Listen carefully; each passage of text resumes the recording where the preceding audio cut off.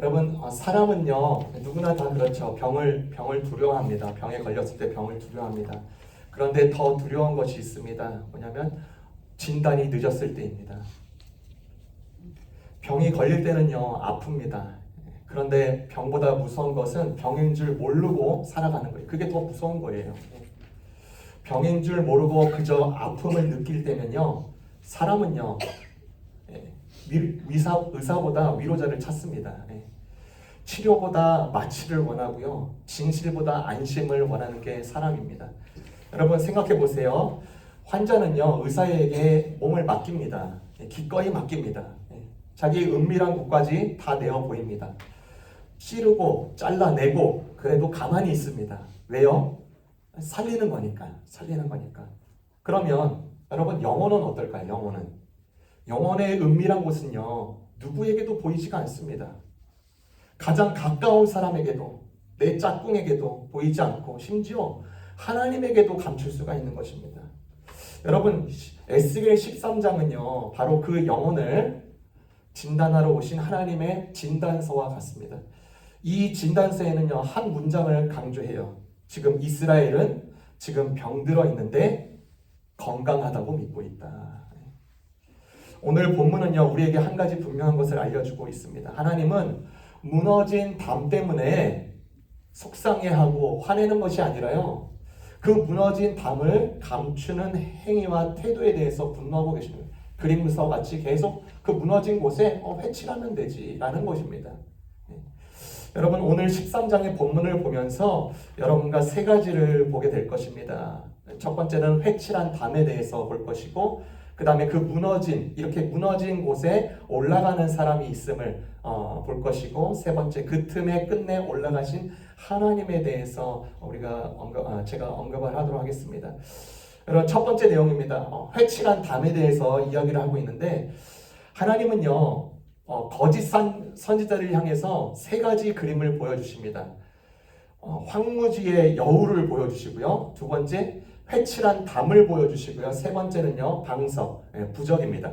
부적과 수건입니다. 서로 다른 그림인데 사실은 하나의 진단서입니다. 말씀을 보도록 하겠습니다. 13장 4절입니다. 13장 4절, 이스라엘아 너희 예언자들은 폐허더미에 있는 여우와 같다. 여우와 같다. 폐허더미에 있는 황무지에 있는 여우와 같다. 여러분, 여우를 한번 생각해 보세요. 여우는 재주가 많습니다. 사람들의 시선을 붙잡아요. 구경거리를 만듭니다. 그런데 여우는요 성벽을 고치는 존재가 아닙니다. 빈 들에서 쇼하는 존재입니다. 쇼를 할 뿐이에요. 이 부분을 원어로 보면 더 기가 막힙니다. 폐허더미의 여우는, 황무지의 여우는 무너진 벽의 틈을 더 넓히는 짐승이다, 이렇게 표현을 합니다. 무너진 틈을 더 넓히는 짐승, 그러니까 고치기는커녕 더 무너뜨리는 존재라는 것이죠. 여러분, 사람들은요 여우의 재주를 보는데 심각하게 다가오고 있는 사자를, 그 사자와 같은 그런 모든 결말들을 보지 못합니다. 이것이 거짓 선지자, 거짓 하나님의 임명받으라고 삼았던 그런 사람들의 위험입니다. 그들은요 문제를 풀지 않습니다. 문제를 잊게 만들어버립니다. 기억하지 못하게 합니다. 진단하지 않고 기분 좋게만 합니다. 계속. 두 번째 그림입니다. 두 번째 그림 무엇을 보여줘요? 10절입니다. 10절, 13장 10절. 내가 이렇게 그들을 치는 까닭은 그들이 내 백성을 잘못 인도하였기 때문이다. 무엇 하나 잘된 것이 없는데도 잘 되어간다고 하여 백성을 속였기 때문이다. 내 백성이 담을 세우면 그들은 그 위에 회칠이나 하는 자들이다. 회칠하는 담에 대해서 말하고 있습니다. 여러분, 담이 무너졌어요. 담이 무너졌습니다. 그런데 아무도 기초를 놓지 않습니다. 돌을 다시 쌓지 않고 그저 아까 그림처럼 회만 칠할 뿐입니다. 원어로 이 회라는 것은 속이 빈 것, 알맹이가 없는 것이라는 뜻입니다. 그러니까 회도 안 바른 거친 벽에 겉만 발라놓는 거예요. 계속 흑칠만한 알맹이가 없는 거 계속 발라놓는 것입니다. 그러면 멀리서 보면요, 멀쩡해 보이네. 사진을 찍어도 괜찮아 보이는 것입니다. 그런데 여러분, 폭풍이 오면요 영락없이 드러납니다. 우박도요 그것을 지나가지 않습니다. 비바람도요 이 회칠에 대해서 속지 않습니다. 하나님도 속지 않으시죠? 여러분 회칠 자체가요 문제를 해결하지 못합니다. 더 최악으로 나간다는 것이죠. 발견을 계속 늦추는 행위일 뿐입니다. 나 괜찮은데. 그래서 하나님은 분노하시는 것입니다. 담이 무너져서 분노하는 게 아니라 무너진 담을 계속 감축이 있기 때문에. 여러분 하나님은요 색깔을 보지 않으십니다. 구조를 보십니다. 구조. 이미지를 보지 않고요 기초를 보십니다. 늘 기초를 보세요. 그런데 이 회칠의 이야기는 우리의 이야기죠. 옛날 이야기가 아닙니다. 이 경고는 어떻게 보면요 먼저 강단에 서 있는 저에게도 떨어지는 말씀이기도 합니다. 청교도 지도자인 리차드 벅스턴은요 에스겔 13장에 대해서 설교를 할 때 늘 곁에 두고 물었습니다. 자신에게도 묻고 목회자들에게, 리더십에게 물었습니다. 우리는 남에게 설교하면서 정작 우리 자신에게는 설교하고 있는가? 그러면서 그 이야기를 덧붙여요. 많은 목회자가 천국 가는 길을 가르치다가 자신은 지옥으로 갈 수 있다. 여러분 백스터가 가장 두려워한 것은 무너진 목회자가 아닌 것입니다. 성경 지식 많고요, 설교 잘하고 인기 있고 존경받고 사역은 성공했는데 기도가 없고 회개가 없고 눈물이 없고 하나님을 두려워함이 없는 사람이 가장 무서운 사람이고 가장 위험한 사람이다라고 했습니다. 그는 그것을 잘 단장한 무덤이라고 표현을 했습니다. 예수님의 이야기도 기억나시죠? 회칠한 무덤과 같다. 그렇죠? 청교도 지도자인 존 오웬이라는 사람도 이것을 깊이 인식했습니다. 죄를 죽이십시오. 그렇지 않으면 죄가 당신을 죽일 것입니다. 여러분 죄보다 더 무서운 것을 밝히 보였습니다. 뭐냐면 죄라는 것 우리가 잘 알고 있습니다. 근데 이 죄보다 더 무서운 게 뭐냐면 이 죄와 평화 조약을 맺는 것입니다. 평화 관계를 맺는 거예요, 죄와. 그러니까 많은 사람들이 실제로 죄를 죽이려고 하는데 피 흘리기까지 싸우기보다는 대신 죄를 관리하는 데 능숙해져 버리는 것입니다. 오늘날의 현대 성도도 마찬가지입니다. 죄를 관리하는 데는 능숙한가? 아니면 정말로 죄를 싸워서 이기고 죽이는 데에 계속 나가는 것인가? 여러분 통제하고 숨기고 포장하는 것, 여러분 죄를 관리하는 것, 그것이 회칠입니다. 여러분 회칠은요 이렇게 강단 안에만 있는 것이 아닙니다. 우리 모든 삶에 전반적으로 다 연관되어 있습니다. 우리 모든 일상에 머물 수 있습니다. 가장 흔한 회칠은 이것이죠. 나는 바쁘니까 괜찮아. 하나님과도 계속 멀어지고 있는데 배우자와는 말이 끊어졌는데 자녀와 대화는 없는데 영혼은 계속 메말라 가는데 바쁘니까 괜찮아. 여러분 성경에요 마르다도 바빴습니다. 심지어 예수님을 위해서 섬긴다고 바빴다고 해요. 그런데 주님도 말씀하시죠. 한 가지가 부족하다. 한 가지. 여러분 또 다른 회칠이 있습니다. 나는 나쁜 사람 아니야. 나 괜찮아. 나 정도면 괜찮지. 여러분 사람들은요 자기를 히틀러 같은 존재, 스탈린과 같은 존재에 비교군에 두기 쉽습니다. 살인자와 비교할 때가 있습니다. 그리고는 안심하다 그래요. 그런데 성경의 비교군과 거울은 당장의 악인과 혹은 당장의 악한 이웃이 아닙니다. 하나님이십니다. 여러분 예수님 시대의 바리새인도 그렇게 말을 했습니다. 나는요 예수님 저는요 저 사람과 달라요. 그런데 예수님에게 의롭다라고 칭함받은 사람은 그 사람이 아니라 가슴을 치면서 울고 있었던 셀이었더라. 여러분 또 다른 회칠이 있습니다. 나중에 하면 되지. 나중에 하면 돼. 난 아직 젊어. 여러분 20대에는요 나중에를 많이 언급합니다. 30대에는요 조금만 더를 많이 언급합니다. 40대에는 은퇴하면 결국 평생 하나님 미룹니다. 어리석은 부자가요 자기 창고를 늘리면서 말했죠. 내 영혼아 내 자신을 보면서 얘기하는 거예요. 여러 해 동안에 쓸 것을 쌓아두었다. 그런데 그날 하나님이 말씀하십니다. 오늘 밤 너의 영혼을 도로 찾아가겠다. 여러분 또 다른 회칠이 있을 수 있습니다. 온라인상의 소셜미디어의 회칠입니다. 실제 삶에서는요 외로움이 계속 공존합니다. 사람 누구나 외로움이 있습니다. 불안이 있습니다. 그러면 거기에서 또 비교를 합니다. 상처가 보입니다. 그런데 화면 속에서 온라인에 보는 사람들 보면요 행복만 있어 보여요. 행복만. 온라인을 보면 성공만 있어 보이고 성공만 부추기고 웃음만 보이는 것 같아요. 무너진 담 위에 필터를 씌운 경우가 너무나도 많다는 것을 사람들은 모릅니다. 또 다른 회칠이 있어요. 우리 가족은 괜찮아. 그런데 막상 대화는 없고 기도가 없고 감사가 없고 용서가 없는데 싸우지만 않으면 괜찮은 거지 라고 괜찮다고 쉽게 넘어갑니다. 겉은요 잘 돌아가는 것 같죠. 반면에 속은 더 죽어가는 경우가 비일비재하더라. 여러분 또 다른 회칠이 있습니다. 내 느낌이 곧 진실이다. 여러분 오늘날의 문화를 보세요. 굉장히 강하게 말합니다. 그리고 너무나도 자주자주 우리가 귀에 익힌 말에 너의 감정을 믿어라. 너의 감정을. 그런데 성경은 말하죠. 마음은 만물보다 거짓되고 심히 부패되도다. 여러분 사람마다 고유의 그 느낌 중요한 건 사실입니다. 그런데 느낌이 주인이 돼서는 안 됩니다. 주인일 수 없어요. 또 다른 회칙이 있습니다. 나는 많이 알아. 나는 많이 알아. 오늘날 우리 모두는요 지식의 홍수, 지식의 광폭의 시대에 살고 있습니다. 모르는 거 있죠. 핸드폰 꺼내서 클릭하면 2초 만에 정답이 나옵니다. 유튜브로, 팟캐스트로, 설교로, AI로, 책으로 너무도 많이 지식을 쌓을 수 있는 시대가 되었습니다. 엄청나게 압니다. 그런데 아는 것과 사는 것은 전혀 다른 영역이다. 오해는, 청교도의 그 오해는 이것을 머릿속의 은혜라고 말을 했습니다. 또 다른 회치는 무엇이냐? 성공하면 행복할 것이야. 집을 사면, 연봉만 오르면, 승진을 하면, 은퇴만 하면. 그러나 보십시오. 여러분도 잘 아실 것입니다. 목표를 하나 이루면 목표는 또 자꾸 도망갑니다. 더 깊은 것을 원합니다. 그래서 전도서 기자는 말하죠. 헛되고 헛되니 헛되고 헛되도다. 여러분 이 모든 회치를 보면요. 뿌리가 되는 부분이 있습니다. 하나님 없이도 안전하다. 하나님 없이도 안전하다.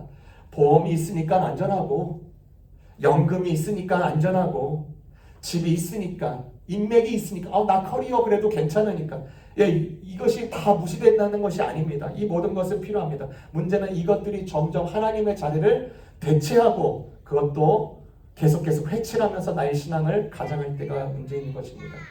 여러분 사실 이것이 가장 오래된 회칠이고 죄입니다. 여러분 아담 에덴에서요 뱀이 말했습니다. 선악과를 먹어도 죽지 않을 것이야. 이것이 최초의 거짓 안심이었습니다. 노아 시대 때 사람들 말했죠. 설마 땅을 흔드는 홍수가 있겠어? 바벨에서 말했습니다. 하나님 없이도 우리가 올라갈 수 있다. 우리가 탑을 찍을 수 있다. 광야에서 금송아지를 두고 말했습니다. 이것이 우리를 구원했다. 예루살렘은 성전을 두고 말을 했습니다. 성전이 있으니까 안전하다. 라우디가 교회도 말을 했죠. 나는 부여해요. 부족한 것이 없다. 여러분 사람은 변하지 않습니다. 시대는 계속 바뀌어요. 근데 사람은 변하지 않습니다. 이 회칠이라는 것도 늘 시대마다 정교하게 계속 업그레이드되고 그렇게 나갑니다. 여러분 가장 위험한 사람이 누굴까? 그래서 하나님을 완전히 거부하는 사람이 아니라 하나님을 적당히 믿는 사람입니다. 하나님을 적당히 믿는 게 정말 위험한 것입니다. 여러분 C.S. 루이스 신학자가 이런 말을 했습니다. 지옥으로 가장 안전한 길은, 그러니까 가장 직행인 길은 완만한 경사길이다 라고 말을 했습니다. 우리가 보면요 지옥으로 가장 빠른 길은요 이렇게 뚝 떨어지는 길, 그런 길이 지옥으로 가는 가장 위험한 길이라고 생각하는데 아니다. 이 완만한 경사길이 가장 치명적이고 위험한 길이다. 갑자기 무너지는 사람보다 조금씩 무뎌지는 사람이 더 위험하다는 말입니다. 여러분 죄는요 사람을 무너뜨립니다. 거짓 안심과 우리가 11장에서 봤는데 착각에 대해서 말하죠. 그런 착각들은요 사람이 무너지는 것을 보지 못하게 만듭니다. 눈을 가려버립니다. 사단의 가장 강력한 무기는 죄가 아닙니다. 착각을 심어주고 거짓 안심을 계속 심어주는 것입니다. 괜찮아, 너 잘하고 있어, it's gonna be alright. 지옥을 경험하고 실제 지옥으로 가장 넓은 길은요 나는 괜찮다라는 길로 계속 오도하고 그렇게 이끈다는 것이죠. 그래서 우리의 가장 큰 문제는 죄를 짓는 게 아니라 죄를 지으면서도 정상이야 라고 믿는 것입니다. 정상이야 라고 받아들이는 것입니다. 상처를 안고 있고 상처가 있는데도 건강하다고 믿고 있는 것입니다. 하나님 없이 살면서도 안전하다고 믿는 것입니다. 여러분, 만약에 에스겔 선지자가 오늘 이 시대에 이 동네 리치몬드, 심지어 우리 교회에 온다면 어떻게 말을 할까요? 오늘 본문에 빗대서 너희는 담을 무너뜨린 것이 아니다. 너희는 무너진 담을 너무 아름답게 꾸며 놓았다. 이렇게 말할 것이에요. 여러분, 우리 스스로에게도 질문할 수 있습니다. 내 삶에서, 내 인생에서 가장 잘 회칠한 벽은 무엇일까? 내가 회칠한 벽의 어떤 영역에 내가 가장 회칠을 잘 해놨을까? 하나님이 만약에 오늘 그 회칠을, 나의 그 회칠을 벗기신다면 무엇이 드러날까? 세 번째 그림입니다. 세 번째 그림은요, 우리 17절부터 19절을 보겠습니다. 17절부터 19절 세 번째 그림입니다. 너 사람아, 너의 백성들 가운데 자기들의 마음대로 예언하는 여자들을 주목해보고 그들을 규탄하여 예언하여라.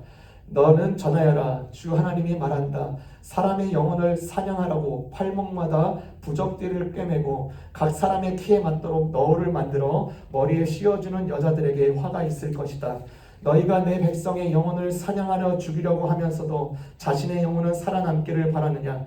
너희는 몇 줌의 보리와 몇 조각의 빵 때문에 내 백성이 보는 앞에서 나를 욕되게 하였다. 너희는 거짓말을 고지 듣는 내 백성에게 거짓말을 함으로써 죽어서는 안 될 영혼들은 죽이고 살아서는 안 될 영혼들을 살리려고 한다.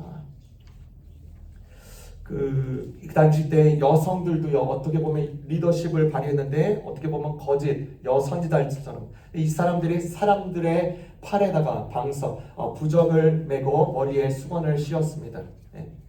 일종의 부적이죠. 네. 그 차면 안전할 것 같고, 네. 부적을 차면 안전할 것 같고, 걸치면 복이 올 것 같다는 것이죠. 네. 무슨 뜻입니까? 이걸 차야지 쉽고 빠르고 즉각적으로 해결책을 받을 수 있는 그런 어떤 매개체. 여러분, 오늘날의 방석과 부적은 무엇입니까? 돈일 수 있습니다. 돈이면 굉장히 빠른 경우가 많죠. 학위일 수 있습니다. 프로그램일 수 있습니다. 성공 공식일 수 있습니다. 심지어 신앙도 부적이 될 수 있습니다. 이것만 하면 된다. 이것만 사면 된다. 이런 것들이 온갖 부적이 될 수 있습니다. 그런데 하나님은요, 오늘 말씀에서 같이 이것을 무엇이라고 그래요? 영혼 사냥이라고 부릅니다. 그것들은 마치 도둑과 사냥꾼 같다고 말을 합니다. 도둑은요, 물건을 반드시 훔치게 되어 있습니다. 사냥꾼은요, 반드시 생명을 노립니다. 여러분, 사람들은요, 왜 부적을 좋아할까요? 빠르기 때문입니다. 빠른 해결책이 되기 때문입니다.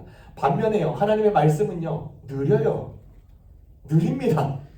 기도도 느린 것 같고 회개도 느립니다. 성숙 과정 느립니다. 그런데 느린 것은요, 깊습니다.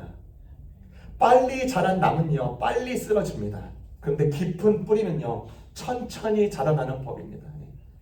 지금까지 세 가지의 그림을 봤어요. 페어더미, 황무지의 여우, 회칠한 담, 그 다음에 부적과 수건. 이것은요, 같은 죄를 말하고 있는 것입니다. 여우는요, 즐거움을 줍니다. 재주를 부려요. 즐거움을 줘요. 회칠은 안심을 줍니다. 안심을 줘요. 부적은 확신을 줘요. 그런데 셋 다 진실은 주지 않습니다. 거짓 선지자의 본질은 거짓말이 아니고 착각, 거짓 안심을 심어주는 것입니다. 그러면 두 번째 논지로 이 무너진 틈에, 무너진 곳에 올라가는 사람이 있다라는 것입니다. 참된 종이라는 것이죠. 참된 종이 그 무너진 틈에 올라간다. 우리 말씀을 보도록 하겠습니다. 13장 5절입니다. 13장 5절. 13장 5절. 너희의 성벽이 무너졌는데도 너희 예언자들은 성벽 무너진 곳에 올라가지도 않았으며 이스라엘 족속을 위하여 주의 날에 전쟁에 대비하려고 성벽을 보수하지도 않았다. 여러분, 여우는요, 빈들에서 쇼한다고 그랬어요. 반면에 참된 종, 하나님의 사람은 무너진 틈에 올라갑니다. 원어로 이 무너진 틈에 올라간다는 뜻은 두 가지를 의미하는데 경고하다, 그 다음에 중보한다 라는 뜻입니다. 경고, 무너진 틈에 서서 경고하고 중보기도하는 사람. 그러니까 무너진 자리에 서서 외치고 그 자리에 서서 사람들을 위해서 기도하는 것입니다. 그런데 거짓 선지자들이 앞에 나왔던 거짓 선지자들은 기도하지 못합니다. 왜요? 하나님과 연결되어 있지 않기 때문에, 자기 자신도 이미 속아버렸기 때문에, 자기 자신도 거짓 회칠에 계속 속이고 있기 때문에 이것이 참과 거짓을 가르는 것입니다. 거짓 선지자는 황무지에서 쇼를 합니다. 참 선지자는요, 무너진 틈에 올라갑니다. 거짓 선지자는요, 평강을 말하고요, 참 선지자는 회개를 말합니다. 거짓 선지자는 계속 안심과 평안을 심어주고 참 선지자는 자유를, 그 다음에 치유를 가져다 줍니다. 여러분, 여러분의 인생 속에서 무너진 곳을 한번 상상해 보십시오. 무너진 곳이 한번 상상해 보세요. 무너진 어떤 영역, 거긴요 춥습니다. 어두워요. 네, 위험해 보입니다. 맞아요. 인기 없는 자리입니다. 욕먹은 자리일 수 있습니다. 그런데 누군가는 거기 서야 돼요. 누군가는 외쳐야 됩니다. 여기 끊어졌습니다. 여기 무너졌습니다. 여기부터 다시 세워야 됩니다. 이렇게 외쳐야 됩니다. 경고해야 됩니다. 기도해야 됩니다. 여러분, 이 성경에 많은 사람들, 그 무너진 틈에 올라간 사람들이 많이 나옵니다. 여러분, 다윗이 무너졌을 때 모두 다 침묵했어요. 그런데 그 나단 선지자는요, 그 무너진 틈에 올라갑니다.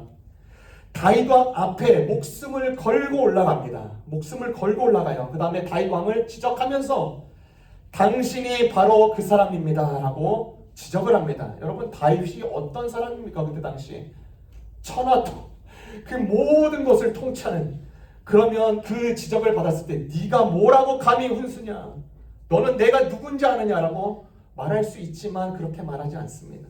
다윗은 그 아픈 책망을 물리치지 않고 대신에 그 자리에서 무릎을 꿇고 회개의 목소리를 냅니다. 그래서 시편 51편이 탄생이 되는 거예요. 여러분, 이 모습 장면을 잘 보면, 이 나단과 다윗의 장면을 잘 보면요, 두 종류에 있는 사람이 생기는 거예요. 항상 두 종류의 사람, 아픈 진실을 말하는 사람이 있고 아픈 진실을 받는 사람이 있는 것입니다. 나단은 말했어요. 다윗은 받았습니다. 둘 다 위대한 거예요. 그래서 보네포는요, 이런 말을 했습니다. 죄의 길에서 돌이키게 하는 엄한 질책보다 더 큰 영미는 없다. 그러니까 어떻게 보면 진실 어리고 사랑스러운 엄한 질책은 어떻게 보면 더 큰 사랑이다라는 것이죠. 여러분, 자녀들을 사랑하는 부모일수록요, 이 자녀들 안에 있는 거짓말쟁이, 이 꽈리를 트고 있는 이 거짓말쟁이를 더 미워하는 법인 것입니다. 여러분, 이렇게 무너진 곳에 서는 사람들, 주님의 사람들이죠. 리더십들 혹은 평신도일 수 있습니다. 주님의 사람인 것이에요. 근데 이 주님의 사람들을 생각할 때 늘 항상 기억해야 될 것이 있습니다. 모세를 생각해 보세요. 모세는 그 광야 시대 때 백성들이요, 물이 없다라고 불평을 했을 때 하나님은요, 반석에게 모세야, 너 반석을 보면요, 반석을 보면 말로 명하여 물을 내게 하라라고 말을 합니다. 말로 명하라고 했어요. 그런데 모세는 화를 냅니다. 그리고 말로 하는 대신에 자신의 지팡이를 반석으로 치면서 내가 너희를 위하여 물을 내랴 라고 하면서 그렇게 말을 합니다. 근데 그 반석에서 물이 나오는 거예요. 정말로. 그 장면을 보면서 사람들이 놀랍니다. 카리스마 있는 모습에 환호합니다. 와, 역시 모세야, 역시 모세야. 그런데 하나님 보시기에는 실패였어요. 모세가 하나님의 영광을 취했기 때문입니다. 여러분, 사람이 화내면요, 주목받습니다. 카리스마 있다고 우러러봅니다. 화내면 영웅이 됩니다. 그래서 사람은 자꾸 자기를 드러내길 좋아합니다. 그것이 오늘 말하는 여우의 쇼고 그것이 모세의 분노였습니다. 참된 하나님의 사람은, 참된 하나님의 종은요, 자기를 드러내지 않는 것입니다. 계속 드러날 때마다 계속 누르는 거죠. 종은요, 종의 냄새가 나야 되는 것이에요. 사람들의 박수에 속고 속으면 절대 안 돼요. 속으면 계속 해치라는 것과 같습니다. 여러분 아주 유명한 아주 저명한 그 시카고의 무디 전도자가 설교할 때 한 신학생이 계속 시시건건 설교마다 계속 시비를 거는 거예요. 아, 저 목사 저 부분 틀렸어. 굉장히 무례한 것이죠. 끝나고 말해도 되는데 참다 못한 이 전도자 무디가 그 당장의 그 학생의 논지를 다 받아쳤습니다. 이렇게 너가 잘못했다 그러면서 막 꾸짖었습니다.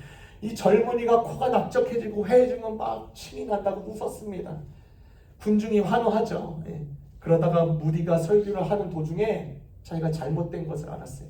설교를 멈춥니다. 그 다음에 모든 사람 앞에서 먼저 사과를 합니다. 제가요 저 형제에게 어리석게 굴었습니다. 하나님 용서해 주십시오. 형제여 저를 용서해 주십시오. 여러분 아무리 자기가 옳아도 자기 체면보다 그 사람의 영혼을 택하는 그 리더, 그렇죠? 그 무너진 그 틈에 서서, 그렇죠? 올라가는 그 리더.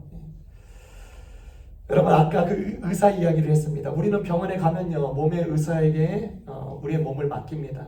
우리의 들추기 쉽지 않은 그 부분도 다 내어 보이는 경우가 있습니다. 그럼 영혼은 왜 우리의 영혼은 아무에게도 보이지 않을까? 여러분 진실한 사랑은요 기분을 좋게 하는 게 아닙니다. 그 사람을 살리는 것입니다. 누가 나에게 아픈 진실을 말하고 있습니까?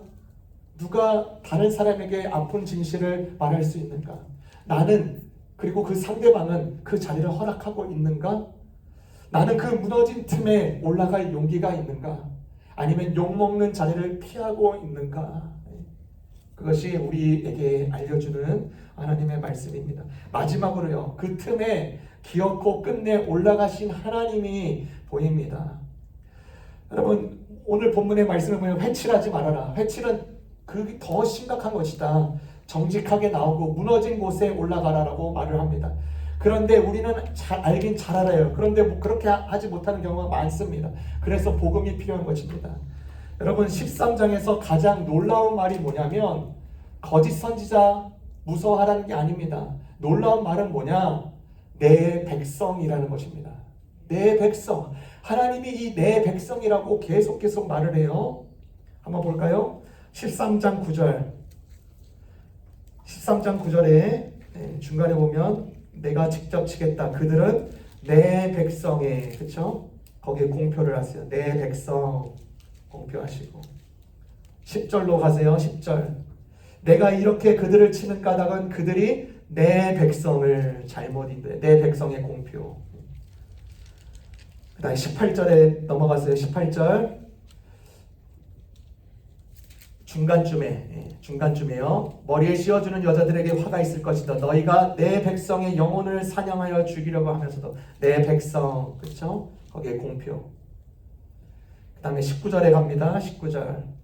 너희는 몇 줌의 보리와 몇 조각의 빵 때문에 내 백성, 여기 공표하시고 보는 앞에서 나를 욕되게 하였다. 너희는 거짓말을 고지 듣는 내 백성, 내 백성.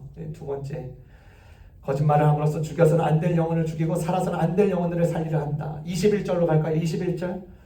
내가 너희의 너울을 찧어서 너희 손에서 내 백성을 구해내고 내 백성의 공표. 21절.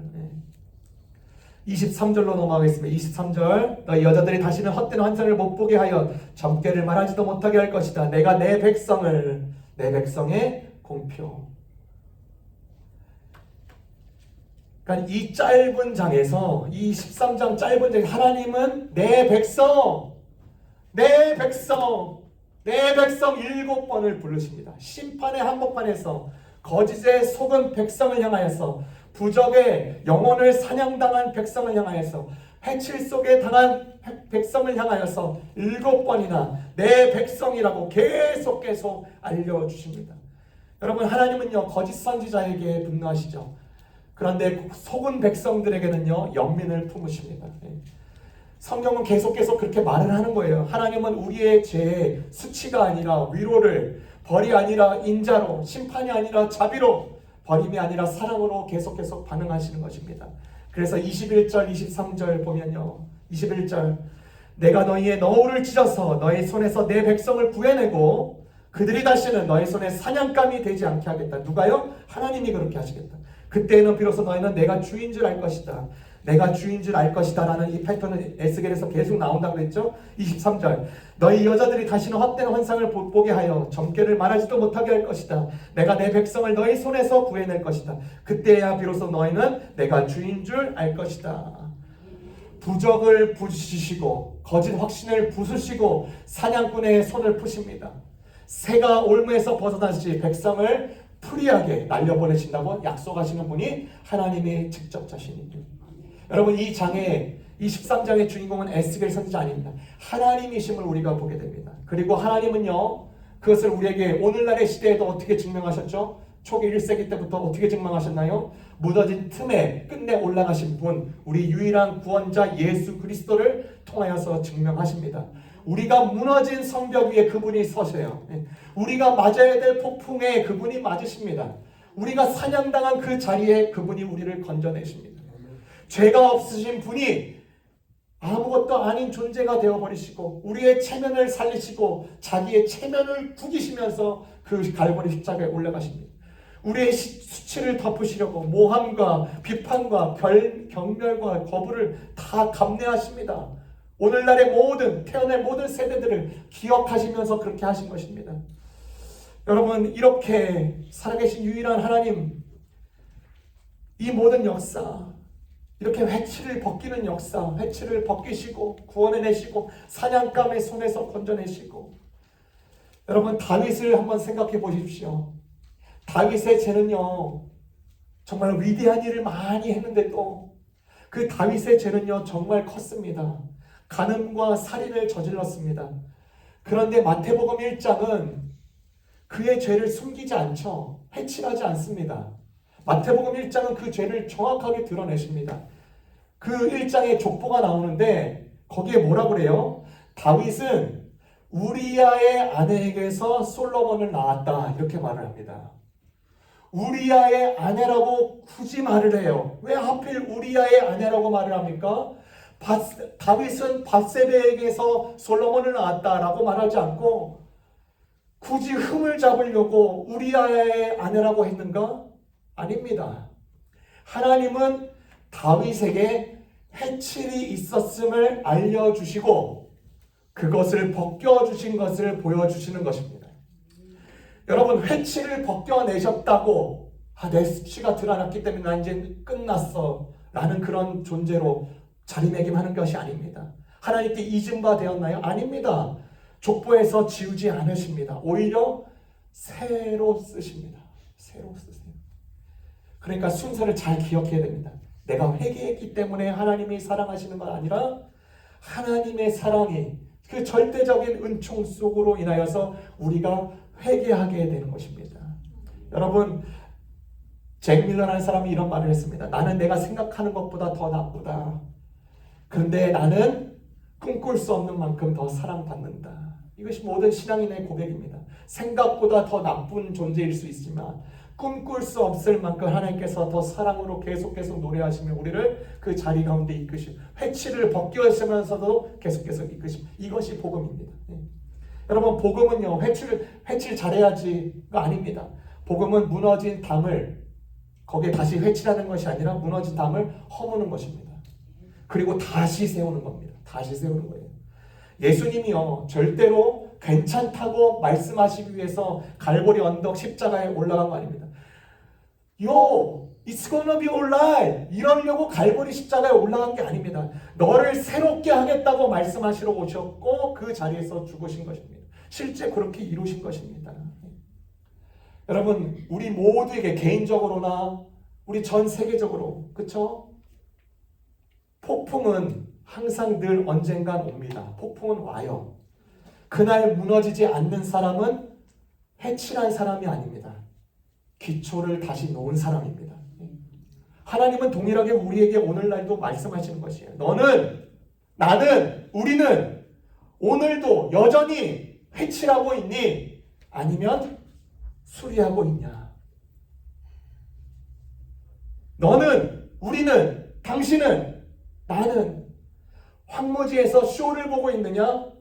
무너진 틈에 서 있느냐? 너는, 나는, 우리는 방석과 거짓 안심의 부적을 찾고 있느냐? 아니면 느리더라도 더디더라도 말씀 위에 묵묵하게 집을 짓고 있느냐? 여러분, 이 질문이 계속 13장 전체를 우리에게 알려주는 것입니다. 나를 진짜 한번 질문해 보려는 거예요. 내가 진짜 하나님으로부터 원하는 것은 위로인가 아니면 치료인가?